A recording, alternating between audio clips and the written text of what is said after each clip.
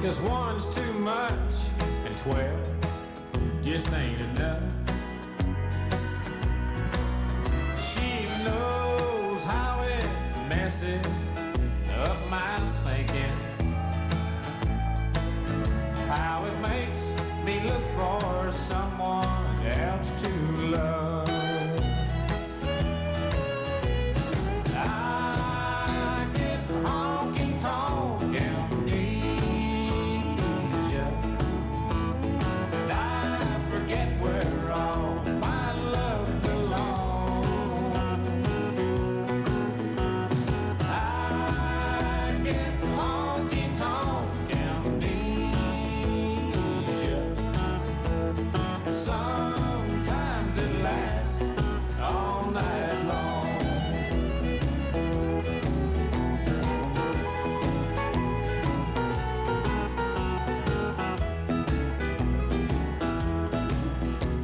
She'll accept my story without question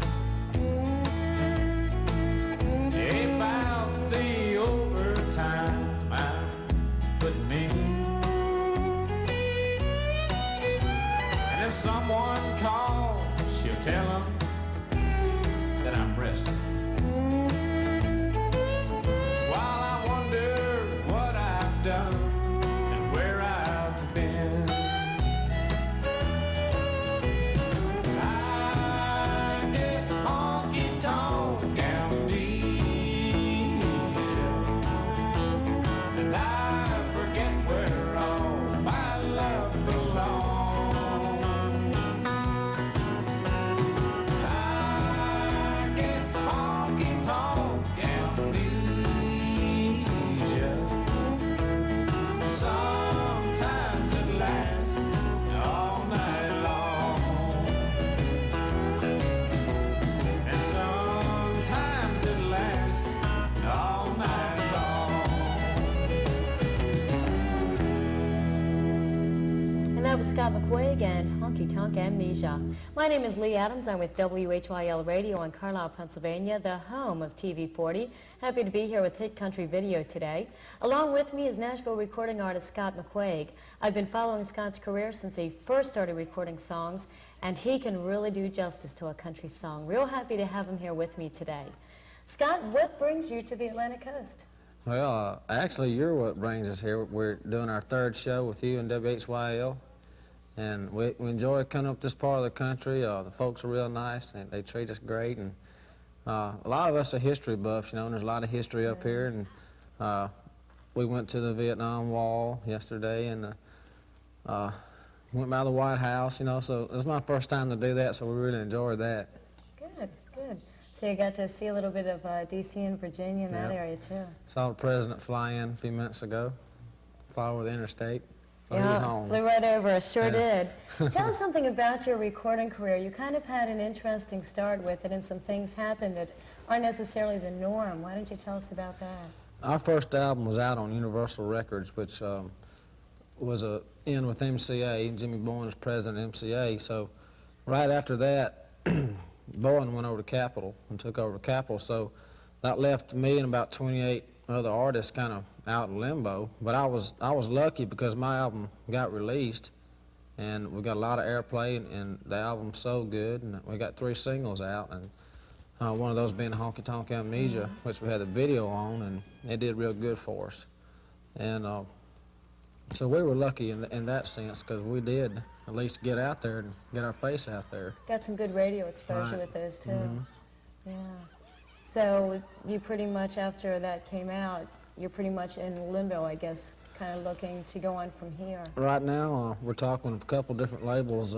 James Stroud, who was at Capitol when we were over there, he was Jimmy Bowen's A&R man, is starting a new label on Warner Brothers called Giant Records. So he always liked what we did and believed in what we were doing, and so we've been talking to him, and we're going to go in hopefully in January and get started on the next album. Good. You've been writing a lot of songs for a new album, if I'm correct.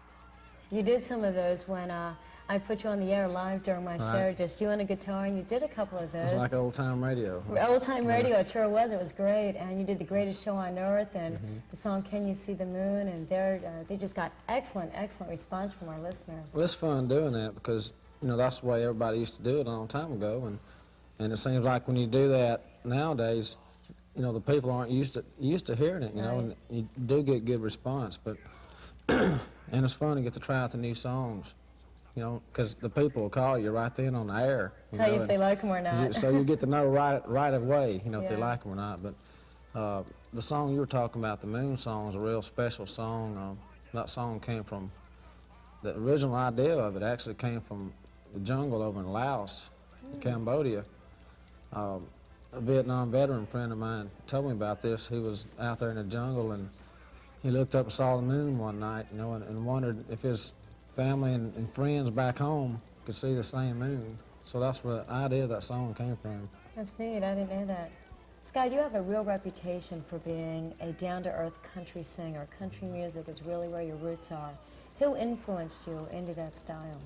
Well, I grew up in Meridian, Mississippi, and that's the home birthplace of Jimmy Rogers, father of country music. So naturally, I listened to a lot of that, and I've always been a big Merle Haggard fan. He was one of my favorites. Waylon Jennings, Lefty Frizzell, you know, a lot of the traditional stuff. And being in Mississippi too, there were a lot of blues around there. You know, that's where the blues came from. So we listened to a lot of blues.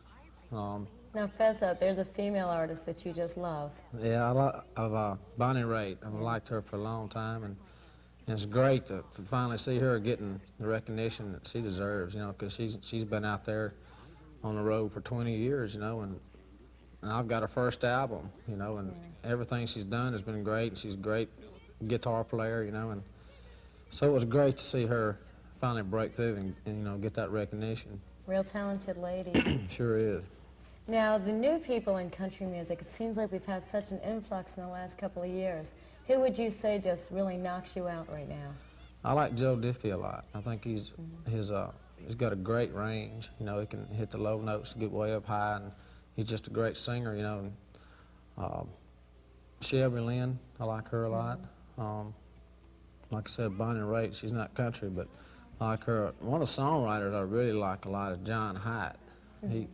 He was in Nashville for a while and wrote a lot of songs for different people, but Bonnie Raitt records a lot of his material. And a friend of mine up at CBS in Nashville turned me on about 2 or 3 of his albums, and I really like the way, you know, he's got a different way of looking at things, you know. And you know, there's not many songs that you can write about that hadn't been, or ideas that hadn't been written about before. Right, but right. everybody just has to have their own different way of telling it, you know, and he's got a unique way of approaching ideas, you know, and I like that. And being a songwriter, you probably tend to be interested in other songwriters. Yeah, you know, because everything you hear helps you, you know, and might give you an idea or different insight into, you know, way of approaching things, you know. What's next for Scott McQuaig? Well, we're headed out to Texas after we leave here. We're going to be out there for a week in Dallas, and then we're going to Nevada and Albuquerque, New Mexico, and out to California again, and Colorado.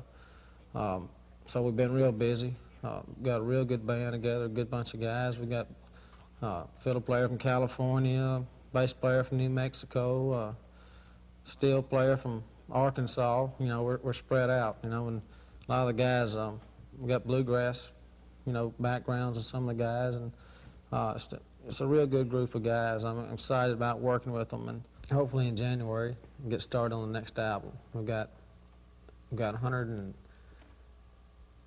567 songs ready, so 567 songs. yeah. If I'm correct, we're about to hear one of them. we've got a guitar over here somewhere. We're going to get it, and we're going to give y'all folks a sneak preview. There's one called Where's the Heart Go When It Leaves. Okay.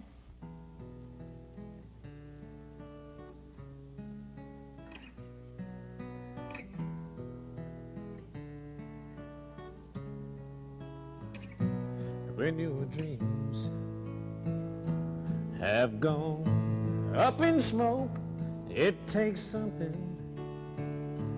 from your soul. It's strange when you get burned in love how it leaves you feeling cold. There's an empty loss of feeling where her love used to be. It makes me wonder, where does a heart go when it leaves?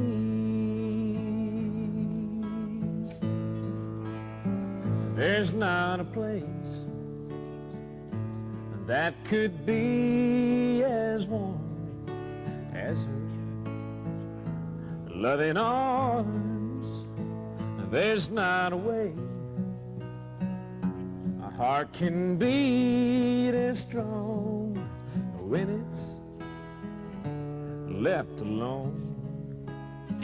It must be lonely not to have a home. I know how that can be. Sometimes I wonder, where does a heart go when it leaves?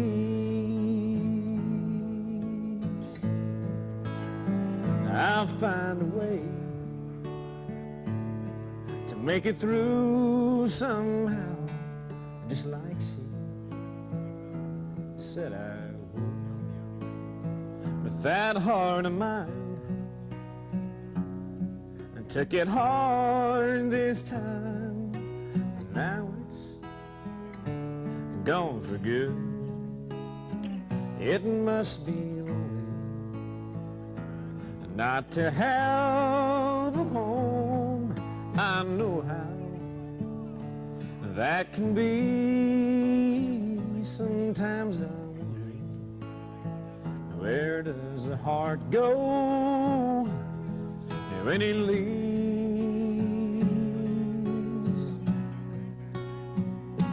It makes me wonder, where does the heart go when it leaves?